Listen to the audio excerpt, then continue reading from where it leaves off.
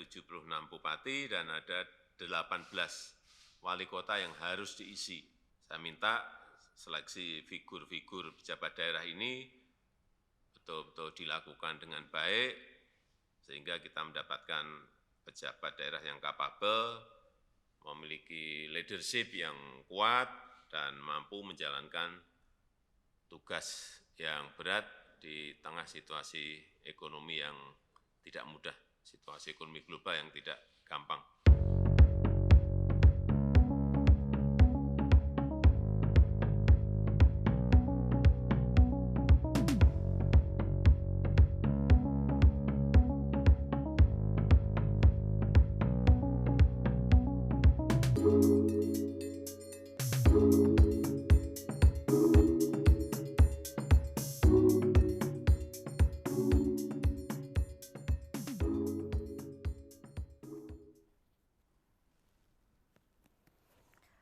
Selamat malam, Anda menyaksikan Forum Christian, saya Christian Grich. Tadi sudah kami sampaikan kepada Anda gambaran apa yang mau kami bahas malam ini. Polemik mengenai penjabat kepala daerah ada 271 totalnya, tapi di tahun 2022 ini ada 101, tapi memang secara bertahap. Kita tahu sudah ada 5 penjabat gubernur yang sudah diangkat melalui mekanisme penunjukan. Mekanisme 1 yang menjadi masalah, 2 kapabilitas, latar belakang, dan definisi dipilih secara demokratis berdasar undang-undang pasal 18 Undang-Undang Dasar 1945. Belum lagi mengenai dinamika politik, dipertanyakan mengenai objektivitas, netralitas dari para penjabat yang dipilih begitu. Nah, saya akan berbincang dengan sejumlah narasumber. Saya sendiri, makanya saya buka masker. Presiden juga sudah menyampaikan ada kebijakan pelonggaran masker. Saya sendiri karena semua narasumber bergabung secara virtual, tampaknya jauh-jauh di Jakarta dan masih ada kegiatan lain. Saya sapa, selamat malam, ada jauh dari Bali, ada Mbak Titi Anggraini, Dewan Pembina Perludem. Selamat malam Mbak Titi.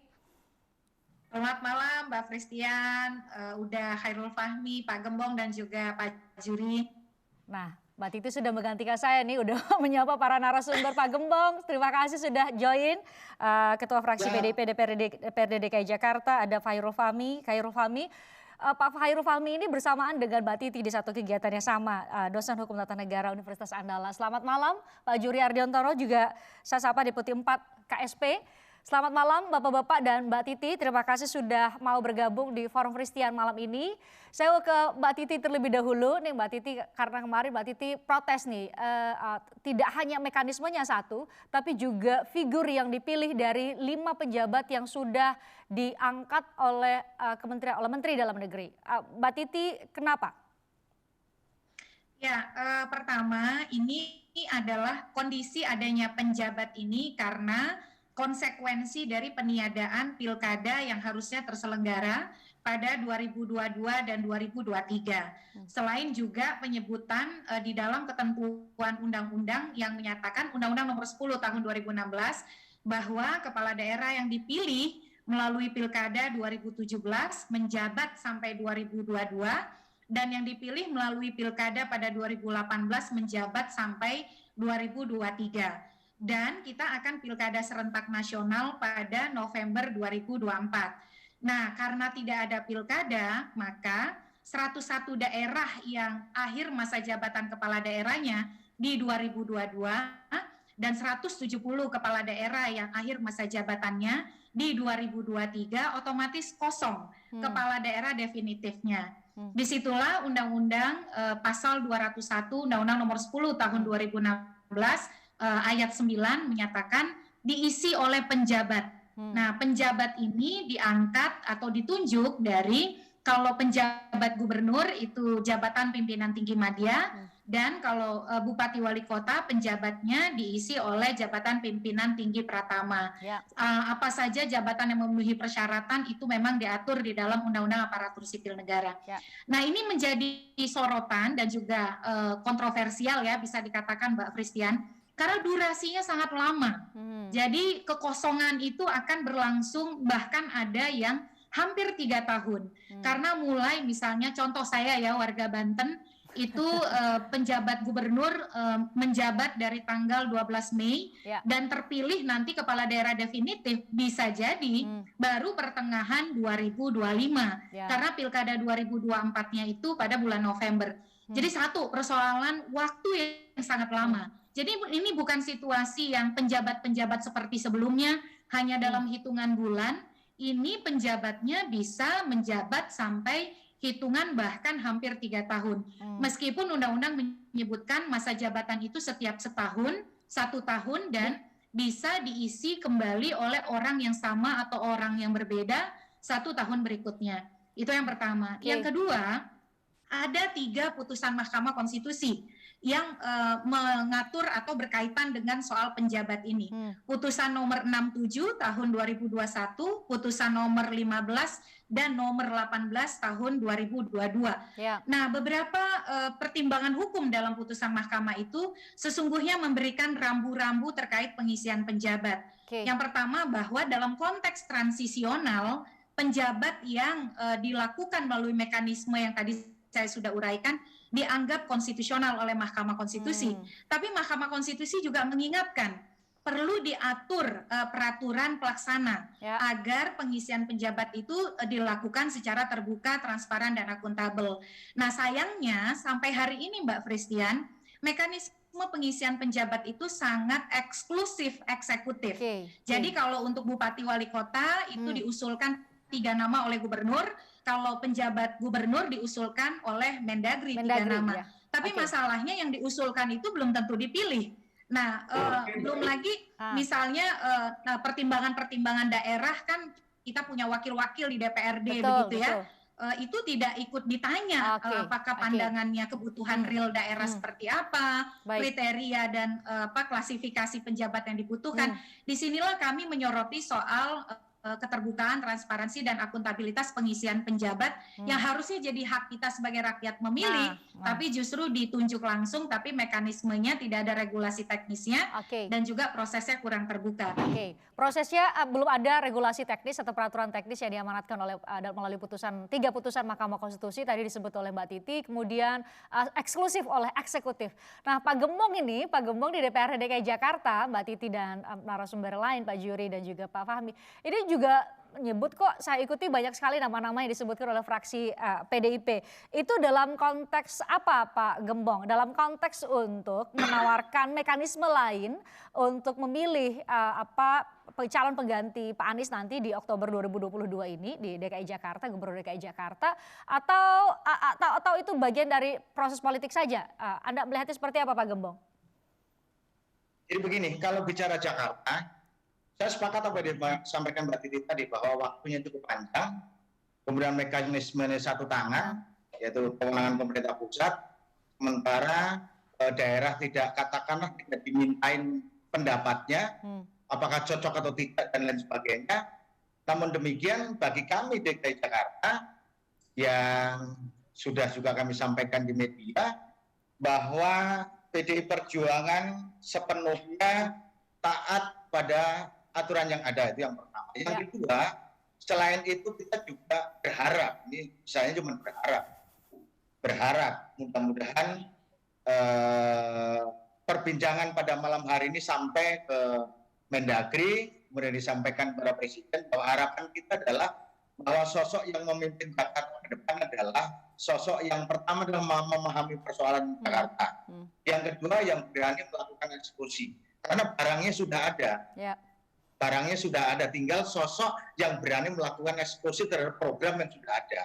Yang selama ini belum dilakukan eksekusi oleh Gubernur Anies Baswedan.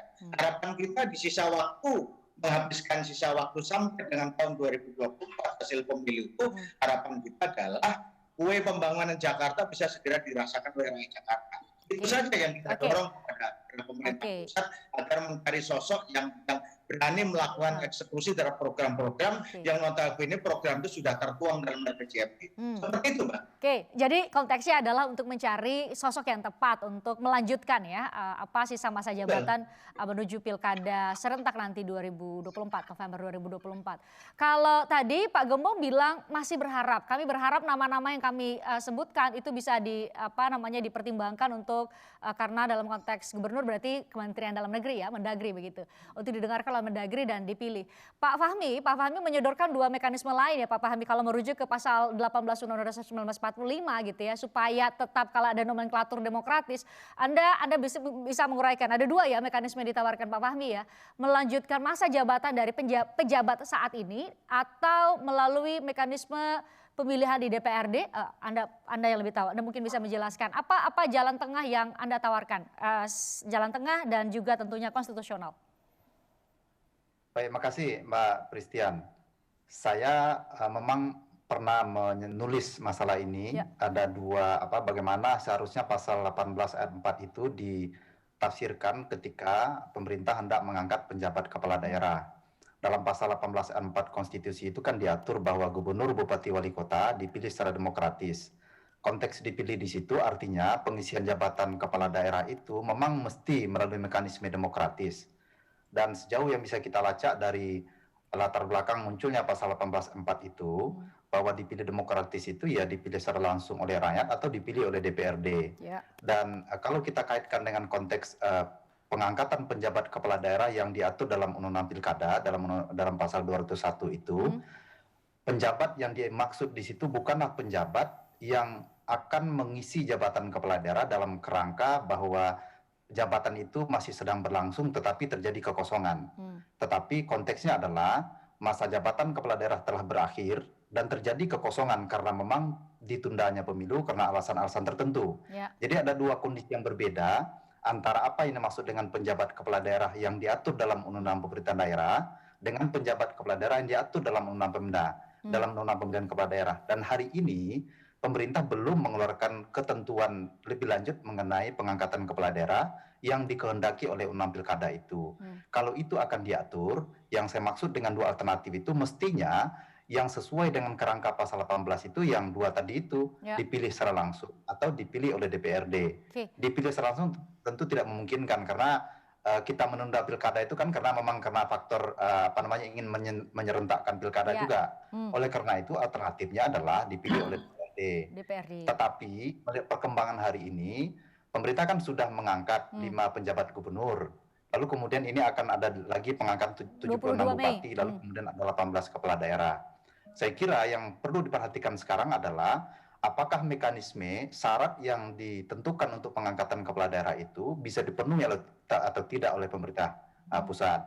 Dan kalau kita lacak putusan MK itu ya Mbak ya, putusan terakhir yang mengisyaratkan memang di diktum tidak dinyatakan oleh MK, tetapi MK menegaskan bahwa harusnya pengangkatan penjabat kepala daerah itu ditentukan atau dilaksanakan sesuai dengan ketentuan, dan ketentuan itu mesti diatur lebih jauh. Dan hari ini yang bisa kita lacak dari kebijakan ataupun keputusan pemerintah untuk mengangkat penjabat itu sekedar baru merujuk kepada PP nomor 6 tahun 2005 yang kemudian diubah dengan PP nomor 49 tahun 2008. Belum ada pembaharuan PP.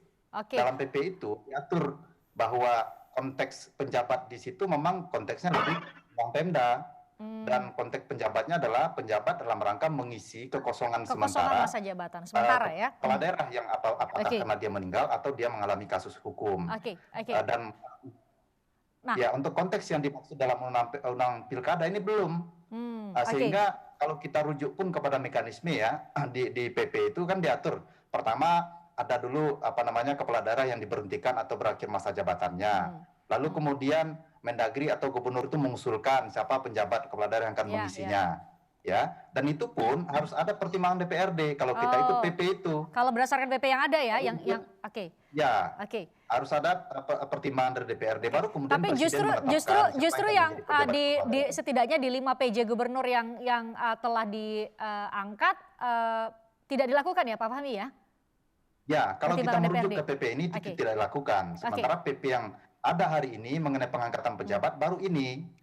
Dan satu lagi, memang kalau kita baca putusan MK yang terbaru ya, MK memang mengatakan di situ bahwa sepanjang bahwa pejabat itu dia memegang jabatan sebagai jabatan pimpinan tinggi media ataupun pratama, itu dibolehkan, ada ruang bagi dia untuk diangkat menjadi penjabat.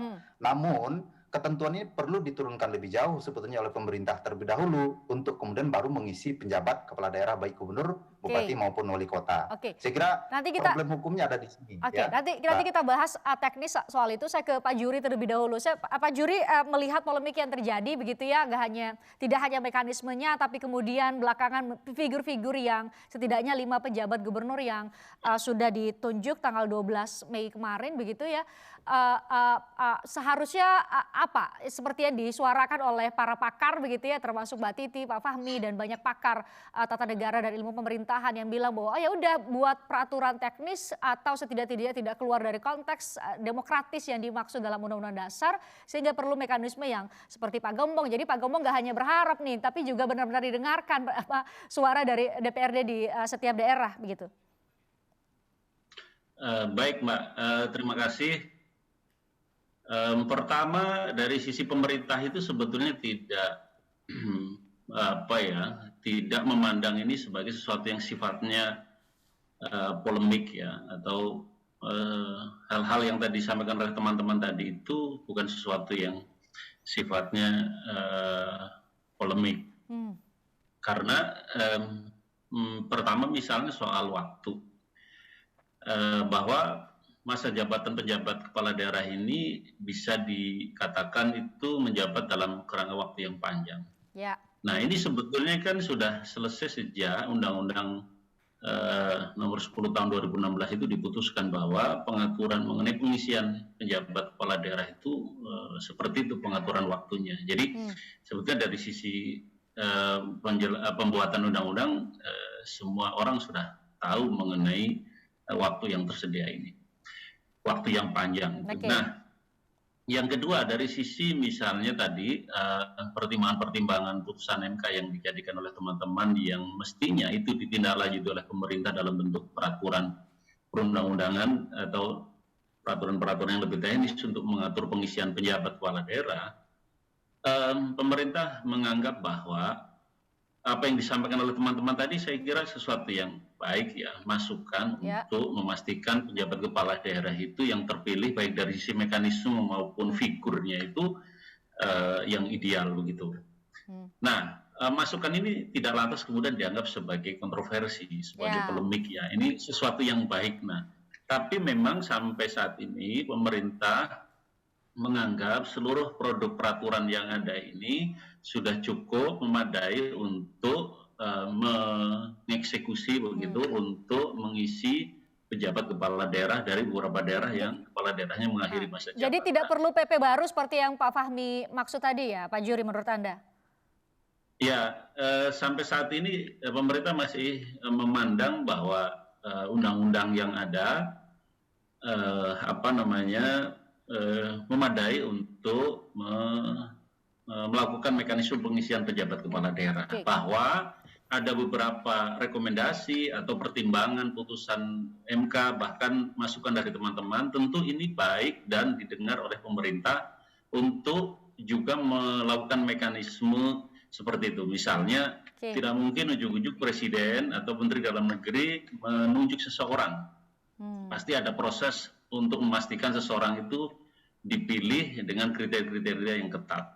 Sehingga menjadi kepala daerah itu dia bisa bekerja sebagaimana yang diharapkan oleh pemerintah. Kita berhenti di titik kita koma sebentar di itu ya, di kompetensi, latar belakang, rekam jejak para calon atau beberapa, ada 5 yang dipilih penjabat gubernur begitu.